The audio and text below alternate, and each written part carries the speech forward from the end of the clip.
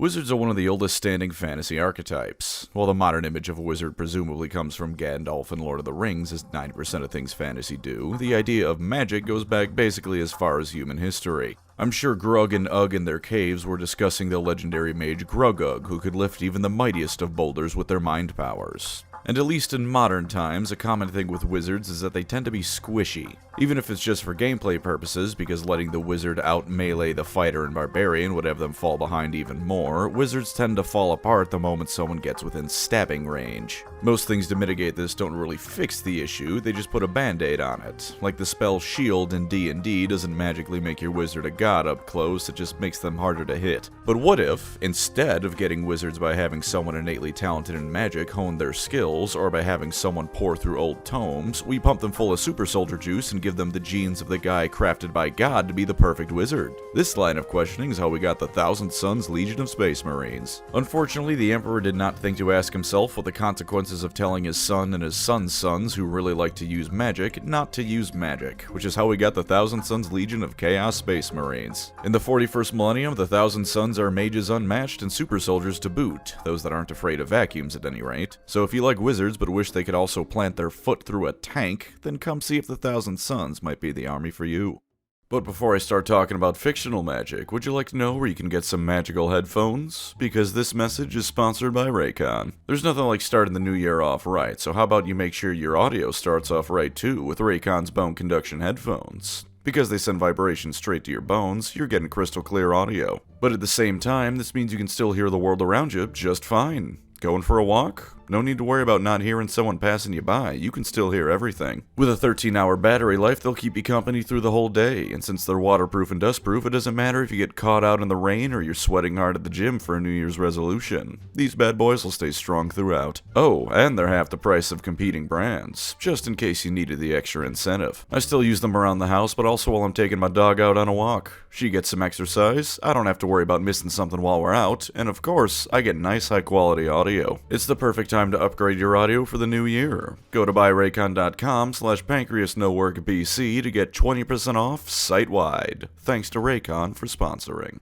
Now then, let's see the history and fallout of what happens when Magnus does nothing wrong. I think I've said this near exact line like 3 times now, but it keeps being apt. The Thousand Sons as Space Marines share the same origin as all other Space Marines. Created by Jimmy God Emperor Space as a replacement for his first batch of super soldiers, the Thunder Warriors, the Thousand Sons were one of the 20 legions intended to conquer the galaxy. Born from the gene seed of Magnus the Red, this naturally made them exceptionally powerful psychers. Just about every Thousand Son had some level of psychic ability, and their real powerful psychers were the kinds that could crush groups of tanks like soda cans. Of course, this awesome sounding setup comes with plenty of costs. For one, there was apparently a brief resurgence of warp storms around Terra and the Sol system as Thousand Son gene seed was being developed. It supposedly didn't do too much to the gene seed, but that's the kind of omen that really makes you wonder what's coming later down the line. While their naming initially seems to have come from the fact Big E set them out once their numbers hit 1,000 exactly, their early history reads like the opening cutscene of Halo Wars. Setback after setback, loss after loss, because their gene seed was cursed. Their true psychic potential only awakened a few years into the Great Crusade. Prior to this, they weren't really a standout legion. Competent, sure, but so were all Space Marines. Alongside this magical power, however, also came the flesh change. Thousand Son Marines would devolve into horrific masses of flesh and agony, basically chaos spawn, and sometimes this would just happen out of nowhere. Steve would be making a cup of coffee and suddenly turn into the Thing, just like that. While their powers would increase more and more, so too did the rate of the flesh change. The Emperor and Macleod would put some of them into stasis to try and cure it, but the result they came to was that it was impossible, and their final efforts just boiled down to hoping reuniting the Legion with Magnus would fix things. It should be taken note of that early on, the reaction towards the Legion of Wizards was a bit more mixed than you might think, given what we know of 40k. Plenty of Imperials and rediscovered Primarchs certainly weren't fans of the Legion of Wizards, Mortarion of course being one of the biggest haters, but at the same time a good chunk of people appreciated having them around. While chaos wasn't too much of a thing during the Great Crusade, publicly anyways, there were plenty of psychic Xenos hanging around. Having an army of wizards on standby for when anything like that showed up was appreciated, because power word scrunch is a hell of a spell to be able to throw it on command. I've also no hard evidence for this, but I would speculate speculate that the Thousand Sons early on were a lot more defensive with their powers because they didn't become turbo wizards until later on. Psychic Xenos appear, they throw up defensive spells, and then shoot the alien mage in the face. That's a lot easier for the common man to appreciate than offensive powers, which are a lot scarier. The Flesh Change only got worse and worse though, with their powers also increasing alongside it.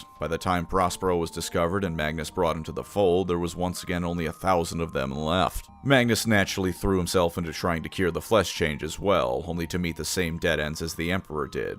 Desperate, he eventually made a deal with a small, barely worth mentioning warp entity known as Snitch. Oops. In as much fairness to Magnus as possible, he was out of options and wanted to save his legion. Certainly he was being arrogant, and while he likely knew Snitch was a powerful warp entity, he also likely didn't know he was, Snitch, the chaos god of magic. He was essentially just able to throw any more shit at the wall, and this seemed like the only remaining route to him. Of course, arrogance still guided him, no doubt, but in the end a deal was struck, and in exchange for one of his eyes, the Thousand Sons were seemingly cured of the Flesh Change. A pretty small price to pay. Between that and a new stable source of gene seed, courtesy of Magnus coming in a test tube, or however they got gene seed out of Primarchs, then the Thousand Sons could once again have more than just 1,000 dudes, although the name goes hard, so they kept it anyways. Magnus reorganized the Legion to be more wizardy, since even with their powers, they were functionally organized as a standard Legion might be, and they doubled down on all the mystical stuff. Libraries were pilfered and their contents poured over, planets oftentimes spared from destruction not out of kindness or anything like that, but because the T-Sons didn't want to ruin all the potential lore they could find. This would outright interrupt military campaigns, with on one occasion Magnus attempting to plead to Conrad Kurz of all people to cease an orbital bombardment because it would blow up a library he really wanted to look through. In case you were wondering if the Primarch known for hanging people by their skin from lampposts listened to Magnus, no, he did not. Sometimes they just leave a military campaign if they heard there was a source of knowledge nearby, which combined with their increased use of psychic powers meant their reputation started going down the gutter. And they were so unbelievably arrogant too. That's hardly new to Warhammer. Everyone but the Tyranids are arrogant, and that's only because the hive mind probably doesn't have the concept of arrogance in it. But the Thousand Sons, in addition to the standard I am Prince Vegeta style of arrogance where they think they're so much better and will happily tell you, were the worst kind of arrogant on top of it. Patronizingly arrogant. Oh, you silly little person, of course you don't understand why the warp is such a wonderful and beautiful thing. You're just a normal person, but maybe with our guidance you could one day appreciate and know a fraction of what we do. At least the Eldar just call you lesser to your face and not that crap. All of this turned the opinion of the T-Sons into those cool wizard master chiefs you can call upon into a bunch of smug pricks delving too deep into the warp that may damn well leave you high and dry and then call you stupid for not understanding why they abandoned you in the face of an orc horde. Eventually the Council of Nicaea was called, named after the Council of Nicaea, where the nature of Jesus Christ and his relationship to God was debated because, yeah, Biggie, that's a smart way to convince people to be atheist. The end result boils down to the Emperor going, no more wizards because you morons can't control yourself, of which some people followed and some people followed in public. The interesting thing is, this event actually makes me think a bit of a Warhammer fantasy piece of lore. The College of Azir Magic, the Wind of the Heavens, has a funny little trial its aspirants go through. One of their earliest tasks is to clean the windows on their astronomy domes. Naturally, the first thought of everyone is, I'm going to do it with magic. The senior wizards, however, in addition to being familiar with such magic, also went through those same trials, so if they see an aspirant doing that, they'll be punished and told to start over. The trick here isn't to not use magic, it's to learn how to subtly control your magic, weaving the heavens with control and finesse rather than brute forcing it so it looks like you cleaned it normally, even though you used magic. While this has never been confirmed and likely never will be, a generous interpretation of the Council of Nicaea could be that the Emperor was trying to do the same thing. If Magnus and his sons could use warpcraft subtly, rather than using it to transform to Titan size and cosplay as a kaiju, then he'd be perfectly fine with them using the warp. If that was the intention, then Magnus and his sons completely failed at it. While the Legion at large initially followed Big E's edicts, Magnus just kept on being himself, which naturally trickled down to his Legion after a bit, digging themselves deeper and deeper into the hole they soon wouldn't be able to climb out of. Come the Horus Heresy, however, and for all their arrogance, they were still loyal. Magnus, in fact, wanted to warn the Emperor that Horus had turned, because arrogant though he was, this arrogance was out of a genuine belief he and his Legion were right in how the world worked. His way of warning the Emperor was, unfortunately, to burst through the magical walls around his super-secret main project like the Kool-Aid Man, however, flooding the Webway Neotero with demons and ruining Daddy Dearest's plans. The Emperor was naturally displeased and told Leman Russ to go drag Magnus's bright red ass to Terra for one one hell of a chewing out. Horus would then convince Leman Russ to actually just kill him so Magnus could be taken off the board completely, and then the burning of Prospero happens. Magnus decides he needs to atone, as does his entire legion, so he gives the Space Wolves free reign to slaughter everyone on his homeworld. A couple of Thousand Sun ships were sent elsewhere, but mostly the orbital defenses were dispersed, the planetary shields that supposedly rivaled those of Terra turned off, and the entire planet cut off from the outside world. The Thousand Suns did not do well at first, as even though they resisted Magnus's orders to let the Space Wolves kill them all, they were horribly unprepared for the Emperor's personal legion of executioners. Also, the flesh change popped up again, because Tzeentch didn't make it go away so much as he put it on a timer. Even when Magnus once again flipped and decided to join the fight, it was too little too late, and it was only at the last moment did escape occur. Tzeentch was whispering to Magnus the whole time, and in a desperate move to save what could be saved, Magnus accepted the Changer of Ways deal to get everyone left out of the Space Wolves, Custodians, and Sisters of Silence path. Tzeentch did just that. Hooray! Then Magnus started falling apart at the seams down to his very soul. Not hooray. Then the flesh change came back even worse. Womp womp. You know what I find really neat about this, though? You can find a lot of older codices online as PDFs, including the 4th edition Chaos Space Marine Codex, and the story of Prospero burning there is almost completely different. The Space Wolves still burn Prospero to the ground, but here Magnus doesn't decide the rest of the planet is committing suicide alongside him, willingly or not. The Space Wolves just showed up and attacked so rapidly the Thousand Suns didn't have a chance. They didn't even use much sorcery to escape, they just broke the blockade with as many ships as they could.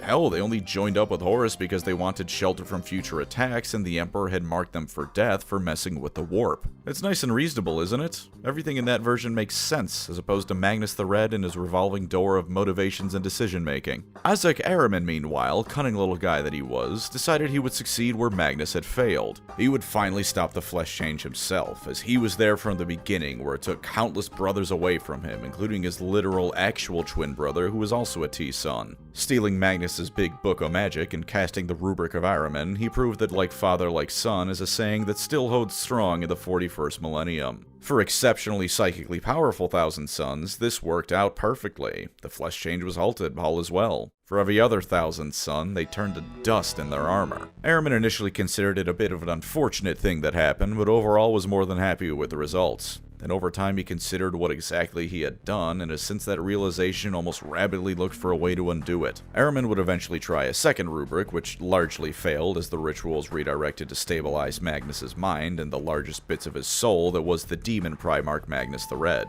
It did undo it for 1,000 Sun named Helio Isidorus, but there was some weird chaos shit going on with him, and he couldn't remember anything but his name. Ahriman eventually went back in time to destroy Helio's soul at the casting of the second rubric, so all that nonsense that occurred with Helio didn't actually happen. Ahriman learned a lesson about not being able to change the past, the Thousand Suns were prevented from becoming all rubric marines, or whatever the hell the Pyro Doman was doing, and a funny little time travel story happened. The time travel was done with a Necron artifact, by the way, because naturally such a thing wouldn't be used by the Necrons themselves, although I guess Orican and his own time-traveling shenanigans do more than make up for that. Come the 41st millennium, and the Thousand Suns have had a very varied success rate, let's call it. Frequently they can be found leading their own miniature warbands across the galaxy, as the remaining sorcerers who weren't rubricked either took some existing ones or figured out how to make new ones and struck out on their own. Frequently they would also sell their services out to the highest bidder amongst other chaos forces, since plenty of people are willing to give you a few human sacrifices in exchange for having the super wizard on their side. And as with all chaos forces, you could find them occasionally banding together to bring ruin to the Imperium en masse. See the various Black Crusades for instances of that. That's not to say they lack their own agency.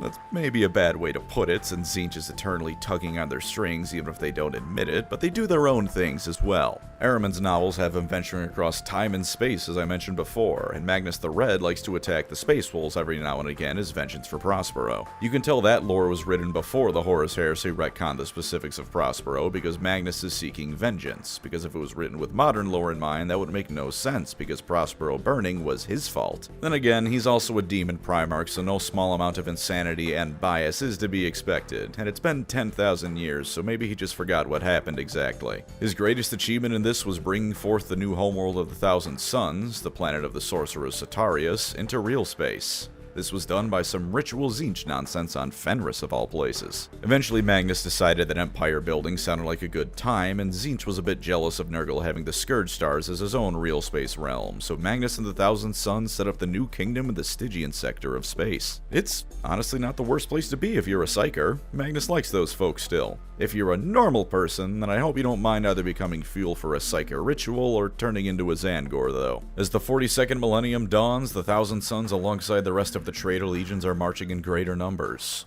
Rubrics march forth tearing into the enemies of their sorceress masters, who cast spells and rituals that tear into the fabric of reality and drive their foes to insanity or worse. They've been out of the spotlight for a bit, but that doesn't mean they've gone anywhere, and really, who's to say them lying low for a bit isn't just one of Tzeentch's infinite schemes? The time to start investing in Tzeentch coin is now, because it's the only shit coin that can be rug pulled and shoot to the moon at the same time. So let's see what the Thousand Sons have going for them, shall we?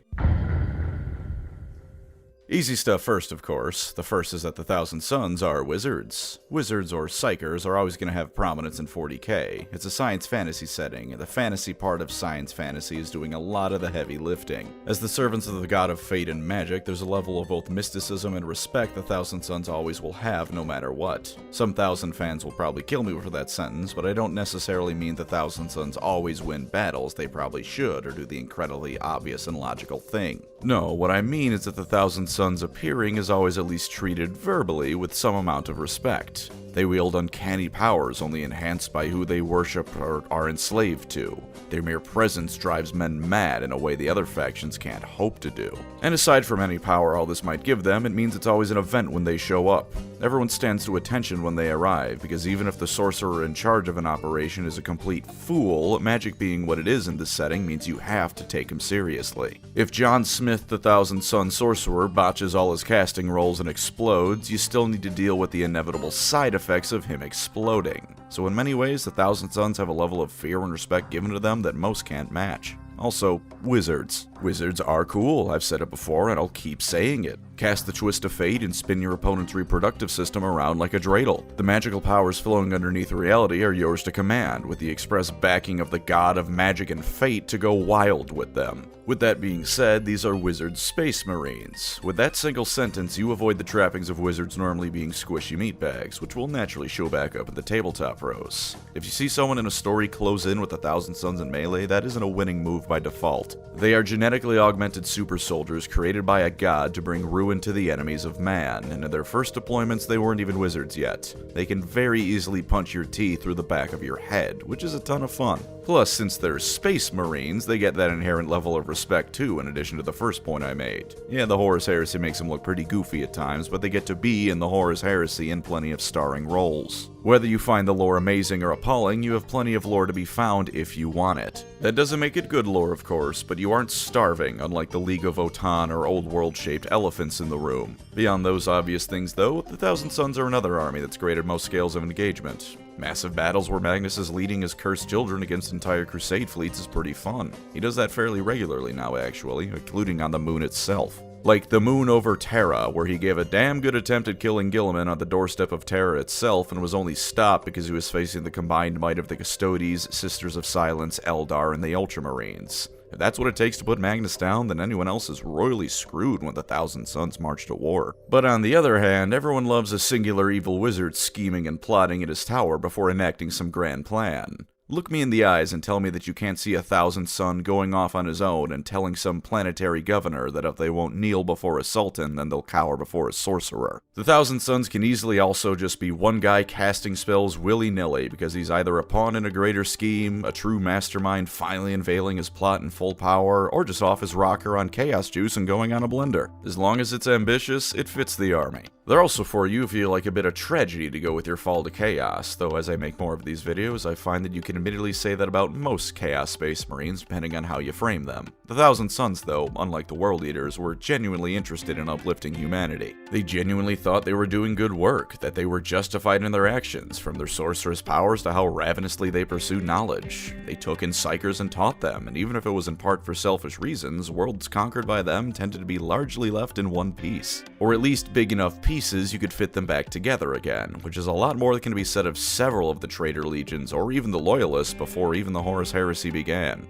And you can read Magnus's fall generously, even if the specifics are a bit goofy in modern times. The old 4th edition one makes it truly tragic to me. The Emperor, whether right or not, decided that no one could harness the warp without falling to chaos, and so we had the Space Wolves blitzkrieg their home. Magnus was given no choice, no options, just had ships rain hellfire down on his home, and he fled to the only person that would take him, Horus, the arch-traitor. Even nowadays, you can find tragedy. He tried to warn the Emperor about Horus, even if it turned out to be in the most damaging way possible. He tried to atone for his sins in death, even though he recanted that idea. He fragmented, with his mind utterly shattering and what was eventually reforged, literally lacking the noble part of his soul that made him a decent person. And when Magnus's sons, Araman in particular, tried to fix their curse, they only made things worse. Ever since, they've spent their lives, or unlives, toyed with by the Changer of Ways for plots they can't even comprehend. The history of the Thousand Sons is tragedy after tragedy, very compelling stuff, because in all readings, they tried to drag mankind to the light only to be kicked down into the dark.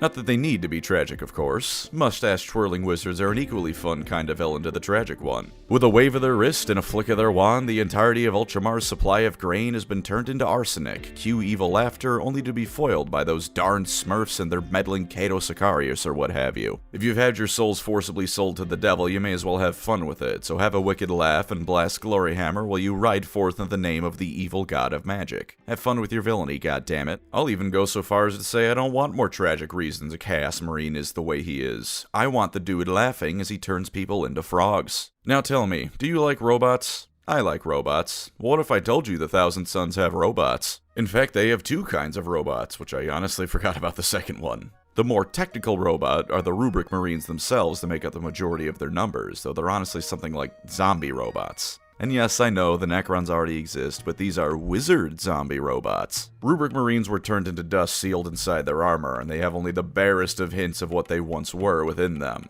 While technically sapient, the best case scenario for a Rubric Marine is to be enslaved to a sorcerer and aware of it, eternally bound to their whims as these former scholars are reduced to nothing but glorified guard duty and attack dogs. More tragedy, but you get wizard zombie robots out of the deal, so I'd say it's worth their pain. There's also the Sekitar robots, which are Magitech robots charmed to look just like statues until they come to life and start shooting. I presume there's also some glamour around them that makes people register them as harmless statues, because otherwise that trick would only ever really work once. And last lore positive, the Thousand Sons are a great army for those of you who want your Chaos army to be a bit more constructive than they usually tend to be. The New Kingdom proves this. For as much as Tzeentch is still chaos and happily end time settings left and right, he likes building stuff too. What's the point of a scheme if not to work towards something after all? Magnus and his ilk have set up a kingdom in real space that is a functional entity as a government. Yeah, one that's just another puppet of Tzeentch, but it still works. Just because the taxes are paid in human souls doesn't mean someone isn't collecting taxes. It even attracts psychers from across the galaxy to join it, and while this is of course a Tzeentchian plot for power, it also is in many ways setting itself up as a refuge for psychers. With the way the Imperium views them, burn the witch and all that, they really don't have to try very hard to get people to sign up.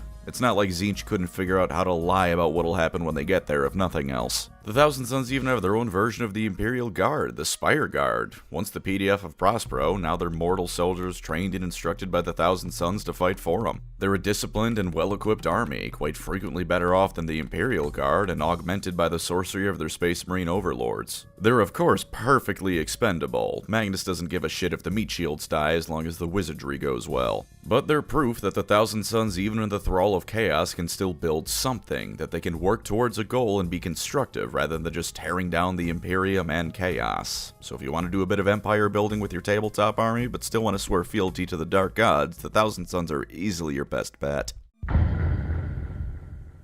Let's start off with some nice and simple army rules. Fun fact, the Thousand Sons are the only army that still has access to the Psychic phase, even if only kind of. While I'm in eternal Eldar agony over this, as a potential Thousand Sons player, you still get to have fun. At the start of your shooting phase, any model with the Psyker keyword can attempt to cast a ritual. You've got a few to choose from, that you can only cast each ritual once per shooting phase. While it's also true that a given Psyker can only try to cast a single ritual, you're playing the Thousand Sons. If you're running short on Psykers, you've either taken some grievous casualties, or you've built your army list wrong. You roll 2d6 to see if the ritual goes off, and you can channel the warp for another d6 as well. If you roll equal or greater to the number requirement of the ritual, it goes off, though keep in mind that if you roll any doubles on the d6, the caster takes d3 mortal wounds. The spell can go off even if this happens, but the caster might not live to see it. Such is the risk when you play Tzeentch, however, so throw caution to the wind and channel the warp all you want. The rituals are as follows. Destiny's Ruin goes off on a 5 and lets anyone attacking a given enemy unit reroll 1s to hit against them. If you reroll 10 or higher on the casting roll, it's rerolling all hits. Temporal Surge goes off on a 6 and lets a unit move d6 inches, and if you roll a 10 or higher, it's a guaranteed 6 inches. They can't charge afterwards either way, but it can be a great way to get a ranged model into proper position. Twist of Fate goes off on a 9 and lets units attacking the targeted enemy unit get 1 to their AP value, or 2 if you rolled a 12. And Doombolt is Mind Bullets. Goes off on a 7, the targeted enemy unit suffers d3 mortal wounds, and if you roll an 11 or higher, they suffer d3 plus 3 mortal wounds instead. Solid stuff all around, especially when used properly, although using Doombolt properly really just involves using it. Yeah, you could pick targets smartly with it, or you can look at the first model you see and cast Brain Explosion. Let's look at the attachments now. Grand Coven's rules makes weapons with a psychic keyword stronger through various buffs. A chosen buff lasts until your next command phase, but you can only use each buff once, so be smart with it. Add 6 inches to the range, add 1 to the wound rolls, and giving them devastating wounds are the options available to you. The stratagems, meanwhile, and what I fear may be a running theme, do a whole lot of stuff. To be fair, this is the Tzeentch army, so if there's any faction where your stratagems are random, unrelated crap, it by all means should be the Thousand Suns. You can get sticky objectives, gives one of your units one of those psychic weapon buffs, even if they already used it or another is in play. Reroll the dice you used for your army roll. Throw shit at the wall and see what sticks, and if that's a problem for you, then take your sensitive ass back to the World Eaters. This is the Thousand Suns, bitch. We do nonsense in this motherfucker. Change Host of Deceit, meanwhile, is the demon one. You want to play demons because GW hates the demons being together since it's unprofitable or something? Here you go. The detachment rule gives Thousand Suns units a 4-up invuln save if they're close to demons, and lets demons use the army rule for more Doombolt options. The stratagems are naturally for doing wacky things, like putting demons into strategic reserve, forcing an enemy unit to target demons instead of a proper Thousand Suns unit, or outright preventing a unit from shooting at demons if they're far away enough. There's not too much in the way of properly buffing units with this detachment, but to be fair, giving your Thousand Suns a 4-up invuln for free as long as you use proper positioning goes a long way without stratagem support. Warp Meld Pact is the detachment designed to make me angry.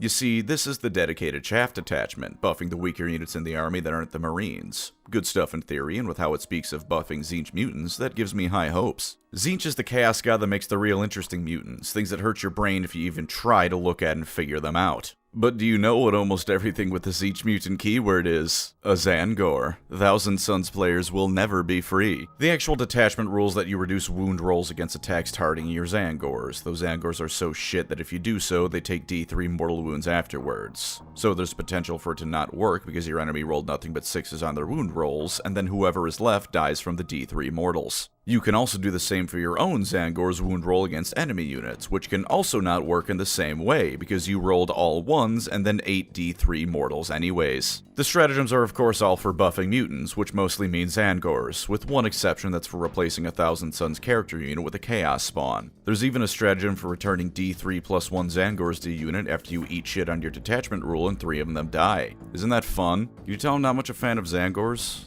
Why are the Beastmen prominent in a Space Marine army? Stupid dumb bird goats. Rubric K Phalanx has a nice and easy detachment rule. If an attack hits a Rubric unit that only has damage 1, you could add 1 to their armor saving throw. In the off instance I don't think actually exists of a damage 1 attack having AP 4 or something, then yeah, you're SOL, but for the most part this is a huge durability boost. Bolters, lasgun, shuriken catapults. If you've got a lot of Rubrics, this detachment rule makes those weapons damn near useless against them. The stratagems are much the same, in the same way making Rubric units better off. Let them fall back while still being able to shoot and charge. Give their weapons assault so they can run and gun. Give their guns strength 5 and the psychic keyword. You get yourself some real handy abilities with this detachment, and Rubrics will usually be the heart of the army in at least some way, so this is a good one. Warp-Forged Cabal is the vehicle one meanwhile. If your vehicles are near a Thousand Suns Psyker, you can reroll 1 hit, wound, and damage roll of theirs. Otherwise, you can reroll any one of those rolls you make a turn. Also, if they're nearby a friendly Psyker, they can also activate Deadly Demise on a roll of a 5 instead of a 6. That can make them more damaging, but it'll also naturally damage the Psyker, so heads up. Naturally, the stratagems all have to do with making sure you get what you paid for out of a vehicle. Now, it should be noted that while this may sound lame, keep in mind that everything from the Sekitar robots to Mauler Fiends to Helldrakes count as vehicles. This is a lot more versatile with what can be boosted than just buffing a Rhino and hoping that gets you anywhere. And Hexwarp Thrallband is all about more magic stuff. You get zones of magic. Your deployment zone always counts as one, and no man's land in your enemy's deployment zone can be counted as part of your zone of magic as long as you control at least half of the objective markers within them. Anytime a unit of yours makes a psychic attack, you can reroll wound rolls of 1, and if they make one within your zone of magic, you can instead add 1 to the wound roll. Their stratagems, of course, all revolve around the same concept. They do a variety of things, and some are handily either way, but as a rule of thumb, they're all at least much better if they're used in a way that interacts with your zone of magic. One of them, the sticky objectives, doesn't even work if it isn't targeting a unit within a zone of magic. It's a variety of things much like the first one, but now you need some more positioning to make it work at full capacity. Perfect for the Tzeentchian who's more into the planning than the random crap method of dealing with problems. Alright, the actual army now. And I'm not going to start with the Marines because I want to get my broccoli out of the way first, as well as answer an important question. Why would you take Zangors in your army? Well, for one, you can put them into strategic reserves at the end of your opponent's turn as long as they're farther than 6 inches from the enemy, so you can be tricky with them. Combine that with them having the Scouts rule, and they can pull off some movement shenanigans like few others. They're also just cheap at 70 points for 10 or 160 points for a unit of 20. Toughness 4 is solid enough for chaff, though their weapons aren't anything to write home about, and their saves are garbage, even if an invuln save is neat to see on the meat shields. With rerolls to advancing and charging, as long as the dude with the horn lives, and adding 1 to leadership if the dude with the banner lives, they can do solid stuff if you want them. And when they're led by a Zangor Shaman, they can do better, it should be said, gaining a +1 to their hit rolls, which is otherwise always at a 4 up to hit. The Shaman ranged attack is actually pretty sick, and he can sacrifice a Zangor he's leading to add D3 attacks and strength to the hit. If you roll well, you can temporarily allow your Zangor Shaman to be wounding characters like Kane or Angron on a 3-up, which is kind of ridiculous. They can also lead Zangor and Lighten, though those units are far pricier per model, so maybe don't just feed Zangors into the Shaman's Spirit Bomb unless you're willing to risk a decent chunk of points relative to what you might end up getting. Normal Zangor Enlightened are still fairly cheap and can auto-wound on the charge, and their melee weapons have precision, which if you don't mind using them as a sacrificial lamb, can potentially allow them to rush in and butcher an important character to deny your opponent using them in a unit. The Enlightened with great bows are much the same, but with a 30-inch ranged weapon that does alright damage and wounds all around, if only at strength 5. The great bows aren't much pricier, so while someone min-maxing might have to make tough choices, if you're just throwing together an army and want some goat birds, the choice is really if you want ranged or melee attacks. In either case, they have 10 inches of movement, and both their saves are 5-up instead of 6-up, as well as having 2 wounds instead of 1 like normal Zangors. Definitely more durable, and with precision they can potentially ruin your enemy's day, but they certainly aren't going to be standing up to dedicated firepower. At least their models are actually cool and infinitely less annoying to see than the standard Zangor blob. Riding on discs of Tzeentch, they actually feel like a mystical part of the army. I can happily accept the T-Suns have a few of these fellas flying around with them and their weird Tzeentch critters. It's rather harder to stomach the entire blob of Zangors because I don't want the 1,000 Zangors. Alright, now for the actual 1,000 Suns. Rubric Marines, the sort of kind of dead, dusty ghosts of what was once a proud and noble legion. They're sad, tragic figures that you can happily shove into tank fire and laugh at your opponent when they emerge unscathed. Not quite as strong as they used to be, granted, but the normal toughness 4 Marines get, as well as a 3-up save and 5-up invuln save, they're fairly tanky for their current cost of 105 for 5 models or 190 for 10. They all have rerolls to wound rolls of 1, and if you're in range of an objective you don't control, it's rerolls to all wound rolls. In spite of the relatively slow movement speed of 6 inches, this makes them solid at pushing enemies off of an objective, wherever that may be. While their bolters are largely the standard Marine affair, they are at AP-2, which lets them cut through infantry with far greater ease than you might expect. Scarabocult Terminators are rubrics who were once Terminators, rather obviously. They're largely the standard Terminator affair, being slow as hell and just as tough to match. You can put a strength 10 weapon on one of them to make them all the more threatening, and if they're being led by a Psyker, all wound rolls against them have 1 subtracted. They also just have Deep Strike, because as you might notice if you've played Space Marine 2, having a Terminator squad suddenly riding your ass has gotta be in the bottom 10 things that can happen to you in Warhammer 40k. Pink Horrors, if you're running demons meanwhile, have the dual purpose of some decent ranged firepower as well as annoying the hell out of your opponent. A 4-up invuln save is good, and their ranged pink flame is, like I said, decent. The main benefit is that every time one dies, you roll a d6, and on a 4-up you get 2 blue horrors. And when those die, you roll again, and on a 4-up you get a brimstone horror. So it just begets more and more nonsense garbage enemies to fight. Yeah, they get worse and worse as they go from pink to blue to brimstone, but as a chaff unit designed to just keep eating bullets, they're great. 115 points for a unit of 10 may sound a bit pricey on the surface for what they give, but if you look at it like 115 points for 10 models that just keep coming back as slightly shittier ones to keep harassing the enemy with, suddenly that strikes at least me as a hell of a bargain. Their vehicle selection is fairly robust as well, like I mentioned earlier. Rhino for transport, Chaos Predator for a tank, Hellbrute for a Dreadnought equivalent, Helldrake to throw a metal dragon at people. You have a good amount of options, unlike some of the other Chaos Marine armies, so while an armored Thousand Suns army probably isn't the most optimal way to play, it can be done, and finding something to suit your needs as far as vehicles go is far from impossible. Helldrakes being vehicles, as an aside, has always been funny to me. Yeah, I know they're corrupted fighter jets or whatever, and their pilots are in there if fused with a thing now, but looking at this demon engine dragon and calling it a vehicle just sounds goofy. Fun goofy, mind you, I'm not complaining at all, but still goofy. And saying that, maybe you shouldn't take a Helldrake in the Thousand Suns given the dreadnought that bodied one with a statue in Space Marine 2. I know mechanically on the tabletop that can't happen, but it just seems to be tempting fate, you know? Maybe hold off on taking one if you're up against the Ultramarines. Basically, the whole army having an invuln save means they're all around very tanky, with a decent amount of additional ways that have been mentioned to make them even tankier. Perhaps not quite Death Guard tanky, but you can certainly hold up in a protracted firefight as the Thousand Suns. All this talk is well and good for army choices, but you no doubt want Psychers. It's the Thousand Suns, we're here for Psychers. Well, they provide. Let's look at the Exalted Sorcerers first, both because they're as good a choice as any, and you buy them in a box of 3, so for Psyker spam it is monetarily helpful to grab them.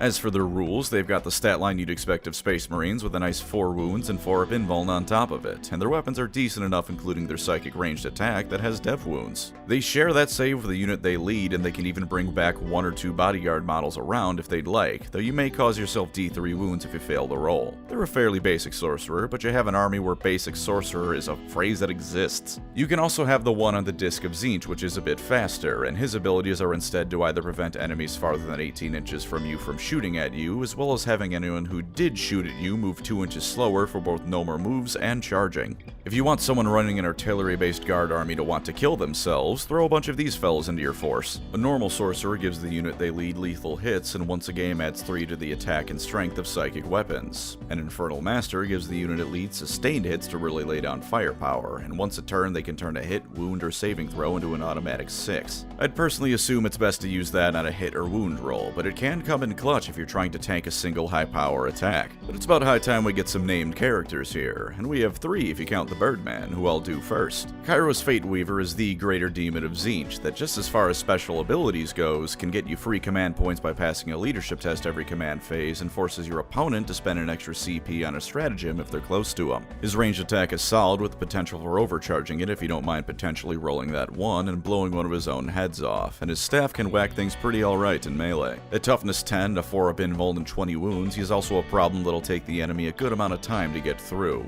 He also has 12 inches of movement and fly, which means Birdman is a problem no matter where an enemy is at on the battlefield. Isaac Araman is the premier mortal psyker meanwhile, at least for a given meaning of the word mortal. Certainly he's no ordinary man, even ignoring him being a space marine, but compared to the big blue bird and the big red dickhead he stands aside, he's a bit shorter if nothing else. His save is fairly standard, 3-up and with a 4-up invuln, though 6 wounds does make him a bit more long-lasting than his lesser sorceress brethren. 10 inches and fly isn't quite as fast as Kairos, but he gets around, and while his range attacks are solid, he's actually the most damaging in melee with his staff. Much like the rest of the remaining meaty T-Sons, he may be a wizard, but he's still a space marine. If you use him to cast a ritual, he adds 1 to the roll to make him a decent bit more reliable, and after you're done deploying, you can add up to 3 additional units into strategic reserves if you'd like, if you're running him. Not the flashiest of things, which is a shame because he used to be quite a bit more explosive with his power, and nowadays he does seem rather sad compared to his Primarch in the Blue Bird. But at only 100 points, he's also far easier to fit into an army, and if he dies, it's not the biggest deal.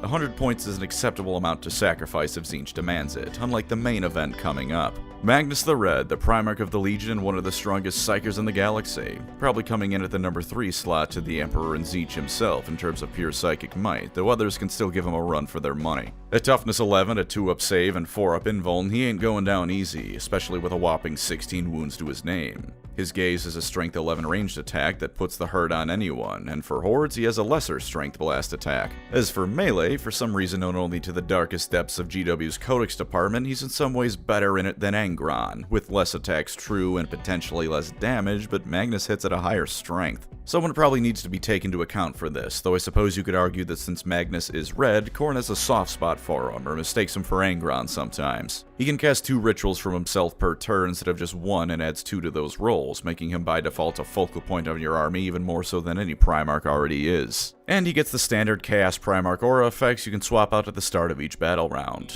He can either subtract 1 from the damage of non-psychic attacks that hit him, give every ranged weapon in an opponent's unit hazardous so they blow themselves up, or add 2 to the movement of nearby Thousand Suns. He's a damn monster, one that you're certainly paying for at 435 points as a time of writing, but one that can certainly earn those points back. For units, the last one I want to bring up specifically is the Mutal of the Vortex Beast, because this thing looks like Tzeentch had diarrhea and crapped it out onto the battlefield. It's not quite the toughest thing, though it's reasonably strong, but most importantly, it has a strength 18 ranged weapon, nearby Psykers get a +1 to casting rituals, and anything near it is almost certainly going to be suffering wounds, potentially up to 6 just for the mistake of being close to it. I was almost going to say that the Thousand Suns lacked a bit of super heavy firepower, but not only does this thing have that strength 18 attack that can do up to 12 damage, but it's only 170 points right now. For something that can threaten knights with minimal issues, that ain't bad at all. And for the last few tabletop positives, the models and collecting them. Their new combat patrol honestly ain't bad, with GW managing to remember that people want Chaos Space Marines in their Chaos Space Marine army. You get a nice variety of different stuff, and while I wouldn't repeat buy because one man only needs so many Demon Princes, it's solid for getting yourself both some Zangors, Rubrics, and the Sorcerer with it. They're also a little bit towards the elite end of things as far as armies go, especially if you buy Magnus. He becomes nearly a full quarter of a 2k point army right now, and there's a few ways to build the Thousand Suns without breaking the bank, especially if you go all in on Rubrics, which are 190 points for the full unit of 10. By no means the cheapest, but they could be a hell of a lot worse. Though for Zangor spam, yeah, good luck to ya.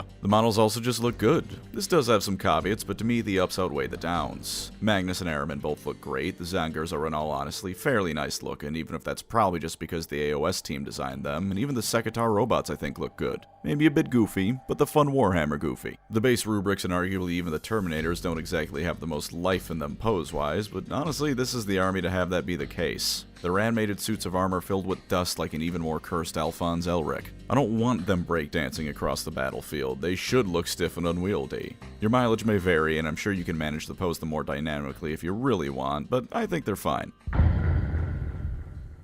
With the good done, we must now discuss the bad, however. And first off, you are a Tzeentch army. This overarching downside comes with quite the variety of sub-downsides, so while most of the things I'll mention stem from this, keep in mind it can be a pretty big thing in the way of collecting them. First off, you are the army most prone to backstabbing out of all the Chaos Space Marines. It is nothing but ploys upon ploys for these bastards, one giant conga line of backstabs that stretches across the entirety of the Legion. Magnus left the Spire Guard to die on Fenris, Ahriman went behind Magnus's back to cast his Rubric, and the countless different sorcerers below them just love trying to pull the wool over the eyes of their fellows. And of course all of this is before we take into account Tzeentch himself. Tzeentch immediately saved Ahriman from being killed by Magnus after the Rubric was cast, which was then followed by 10,000 years of Ahriman being used like a fleshlight by Tzeentch for laughs. Camaraderie doesn't really exist in this Legion, not as a whole anyways. Nurgle's one happy family, Khorne doesn't really count as backstabbing because they're all quite aware their fellows will swing an axe at their head at a moment's notice and they love that, and at least a Slaaneshi Marine will wait until you bore them to kill you. With anything Tzeentch, a backstab can just happen, and oftentimes for no good reason other than Tzeentch likes backstab, so if you don't want an army modeled off of Starscream, then this is perhaps the last place you should look. Tzeentch plots are also oftentimes the most predictable thing on the planet, and the way you can see them fail is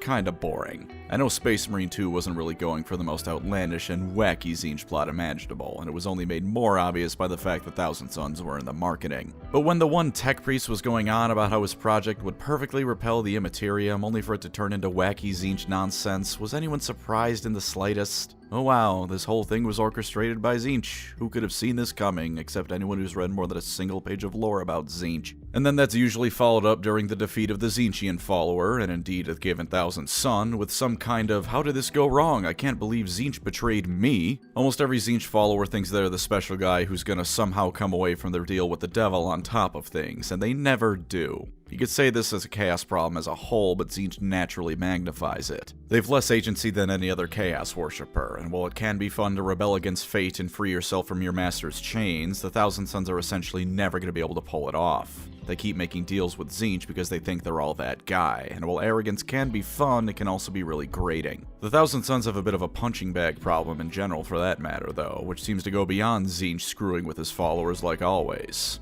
In the Horus Heresy, they were of course blown away by the Space Wolves, and no matter what version of the event you read, it's a pretty decisive Space Wolf victory. You don't call something the burning of Prospero if it's a two-sided affair. They then immediately get turned into dust, except for like 10% of them being generous. The Space Wolves tend to beat them up, including Magnus himself whenever they fight. Of course, Space Marine 2 is the entire game of Titus manhandling them for several hours straight. And to top it off, Ahriman was made to look like a fool in front of the Ynnari. The specifics of this weren't too bad, truth be told. He was doing quite well and was only driven off at the last moment because Yvraine reversed the rubric on a few of the Marines before throwing them into the warp, taunting Ahriman as he went to save his newly restored to life comrades. All in all, it wasn't bad, but in this case, the specifics don't matter. Ahriman was made to look stupid by the Ynnari. That's bad. You don't come away from that kind of event looking good, because even if you single-handedly destroyed the Ynnari, who cares? It's the goddamn Ynnari. They're also not the most numerically powerful faction. Even during the Great Crusade, they were always one of the smallest legions, and come the rubric, that got worse. They do recruit more Marines through either traders or making them, and they can to some extent make new rubric Marines, or even replace fallen ones if they can get together enough of the souls and dust of the ones that were destroyed. But there's never going to be a tide of Thousand Sons sweeping over the land, and every sorcerer you lose in your tabletop match is lore-wise a pretty hefty loss. There's only so many of them to lose, so unless you want to flavor your army as increasingly being held together by chaos undivided sorcerers to replace losses, you'd best be careful with your fleshy sons. As a traitor legion, you're also lower in the hierarchy than the loyalist legions, relating much to the previous point. Magnus the Red got clowned on by everyone, from the Space Wolves to Guilliman and the Footsteps of Terra, and you're gonna be reduced to the cackling villain more often than not, whose schemes are thwarted. This is admittedly a problem inherent with all chaos and traitor legions in particular, since if they win a sufficiently climactic enough battle, then there's no more Warhammer 40k, and that'd be no good either for us or GW's margins, but just worth keeping in mind. As with many traitor legions, their fall, not speaking charitably, is stupid as hell. I've come around somewhat on the Emperor not telling Magnus what exactly he was doing. Assuming Magnus's fate was to ultimately be a webway battery on the Golden Throne, that's not exactly the retirement you tell someone they're getting if you want them to stick around. But beyond that, and this is opinion, yes, so much of it has become irredeemably stupid with the Horus Heresy series. When it was just a passage in a codex, it wasn't exactly a long tale, but it was understandable. Magnus and his ilk were dabbling with things the Emperor felt they shouldn't, so they were ordered to be erased. Simple, to the point, solid.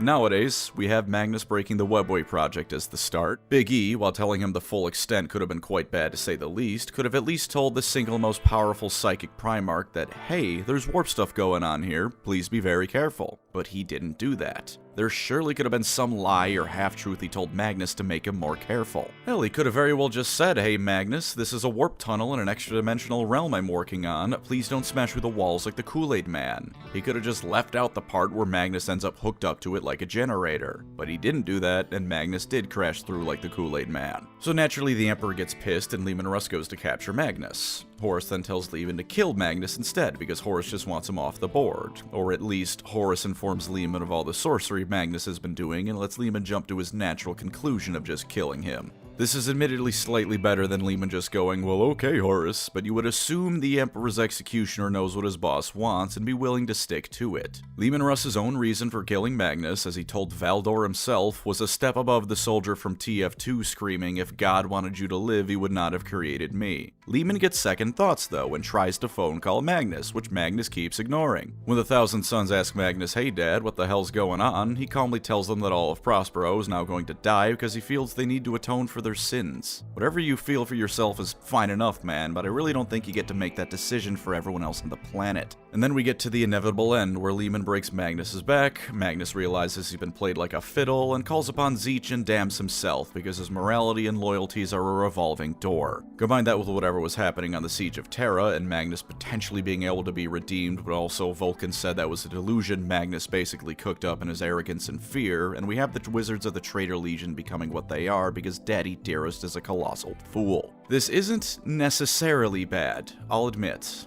It's nowhere near as bad as the world leaders in my opinion, because the Thousand Sons at least pretended to listen to orders in regards to magic, where Angron and his legion were rabid dogs that should have been put down. And as Dungeons & Dragons has it, intelligence and wisdom are two different stats. But we have this legion supposedly versed in the mystic arts and aware of the true nature of reality, and they're all so foolish and egotistical that to hell with missing the forest for the trees, they were missing the forest fire for the leaves. Countless incidents of them snubbing others and refusing to admit others might have a point led to them having their souls sold to the forces of hell, because their father was a moron, and that stupidity more than the flesh change was apparently the worst curse their gene seed had. There's something to be said for tragic arrogance, but there's arrogance, and then there's thinking you're such hot shit that you're immune to the consequences of sticking a fork in an electrical socket. And the final bit on Prospero.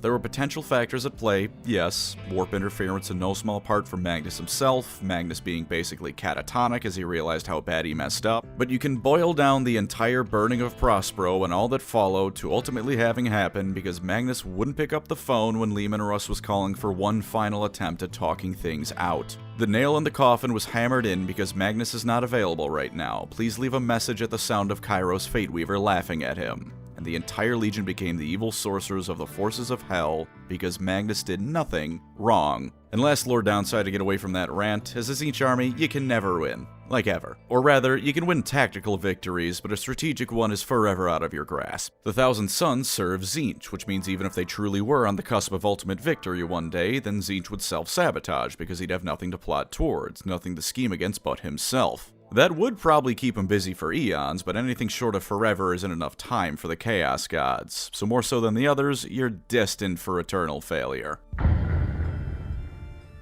First and foremost, as the Psyker army, you're one of the most obvious armies when it comes to your enemy picking their targets. Precision weapons are the bane of you, because your enemy knows what's important and what's ultimately just Psyker support. Since you're the only army that really has anything resembling the Psychic phase nowadays, it means that countering at least your army rule is easy as sin. Get some snipers and take potshots at the sorcerers. Your Psykers are largely all tough enough to handle some firepower, and there's various ways in the detachments to mitigate this, but if they get killed, or at least the ones in the front line get killed, you can easily lose out on being able to use your army's main gimmick in the rituals. So be careful with that, and remember the rubrics exist to serve the sorcerers, even if that means their death. With how many psychic weapons they have, and ways to make the non-psychic weapons psychic, you also have the funniest problem in the game now, which is you are perhaps the only remaining army that can be brutally harmed by going against something like the Sisters of Silence. A single anti-psychic unit can render some of your most powerful units not quite worthless, but definitely not up to par. This won't come up terribly often, but it can, so if nothing else, be careful against a known Custodes player.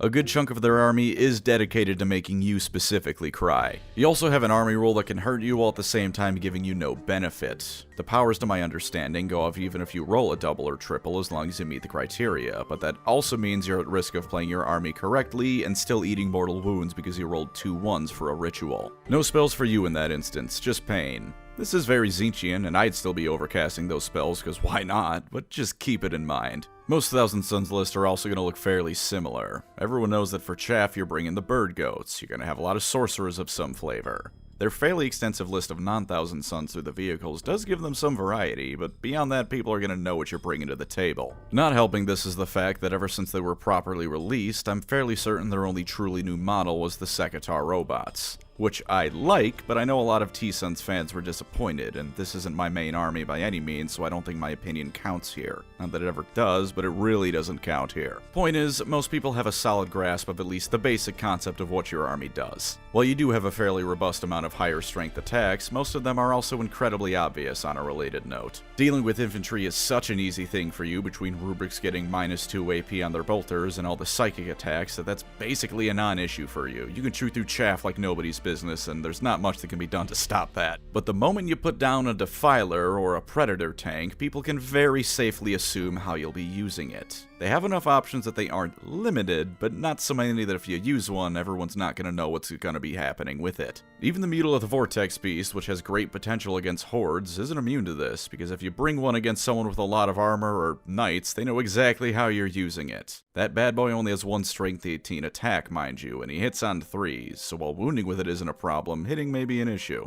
That's what command point rerolls are for, though, I guess. This applies to Magnus too, but as a Primarch those will always be firing magnets, so it's less worth mentioning with him. Even saying that, you might be able to trick someone into getting into melee range with him. He's the nerd Primarch, you tell your opponent, before he rips Gilliman in half with 7 strength 16 attacks. This next con isn't too much of an outright negative, strictly speaking, but as the only remaining truly psychic army with powers that haven't just been reduced to shooting attacks, you can really see how far Psyker stuff has fallen with this army. Airman used to be the king of spamming out Doombolt. Fighting against an Airman player wasn't a battle of the minds, it was like playing Ikaruga. Now all he gets to do is add 1 to ritual rolls, and he can't throw out a million Doombolts anymore. It's just kinda sad to see, and it hurts more here than even arguably the Eldar, because they still have a taste of the fun we could be having. Everyone else had to go cold turkey, GW is still letting you get a little hit every now and again just to tease you. Though admittedly for an overview like these videos are, I don't have too many more weaknesses to add as far as rules go. I even made sure to check some meta sites, and yeah, the Thousand Suns are in a fairly decent spot overall.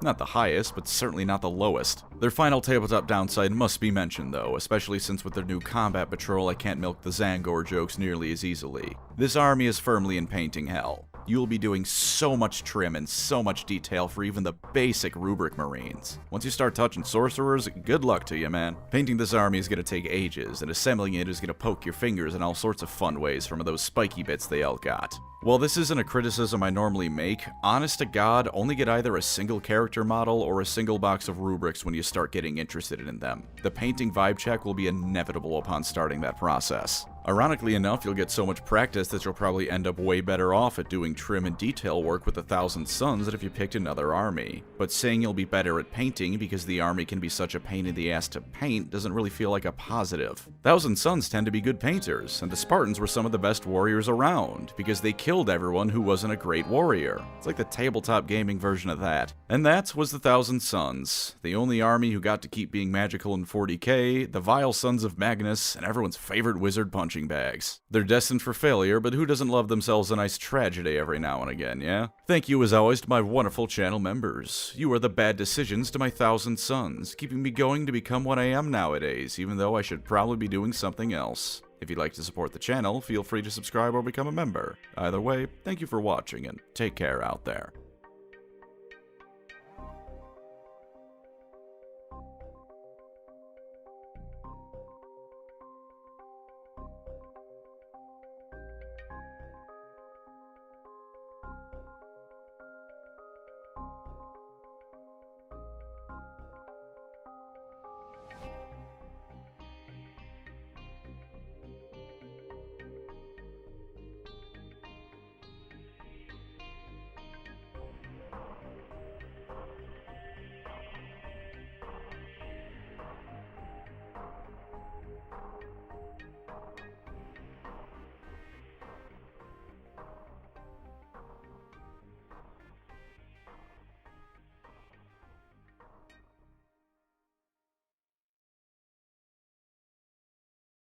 I remember what you did to my Swarmlord commander, you Soul Ring on turn 1 playing dickhead. Magnus the Red, more like Magnus the stupid dumb idiot. Call me Lehman Russ with these sick burns, am I right, fellas? I'm a real comedic genius, educated in the realm of clownery. I'm hilarious. I am so lonely.